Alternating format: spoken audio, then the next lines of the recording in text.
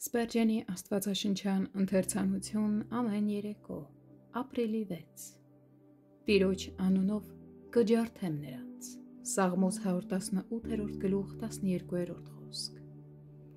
Մեր Տեր Հիսուսն իր մահով չփրկագնեց մեր անհատականության միայն մի մասը, այլ լիարժեք տիրապետության իրավունք ձեռք բերեց դրա նկատմամբ։ Իր չարչարանքներով նա ապահովեց մեր ամբողջական սրբագործումը հոգու, շնչի և մարմնի ոլորտներում, որպեսզի մեր էության այդ եռամեկ թագավորությունում ինքնանձամբ թագավորի իր ամենակալ գերազանցությամբ։ Եվ հետևաբար,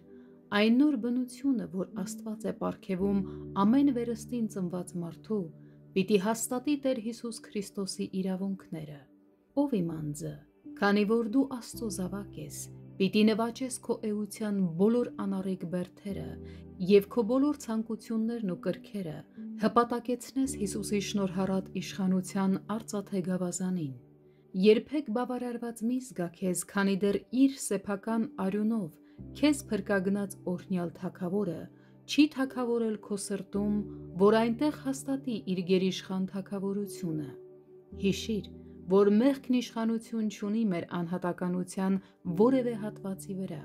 Ուստի մենք բարի պատերազմ ենք պատերազմում և օրինավոր կերպով ենք մրցում, երբ ձգտում ենք Աստծո անունով վտարել այն մեր միջից։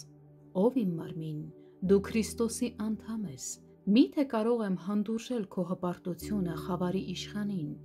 Ով իմ անձ, Քրիստոսը չարչարվել է քո մեղքերի համար և քեզ փրկագնել իր թանկագին արյամբ։ Միթե թույլ կտամ, որ քո հիշողությունը չարության շտեմարան դառնա կամ ձգտումներդ անօրենության կայծքար։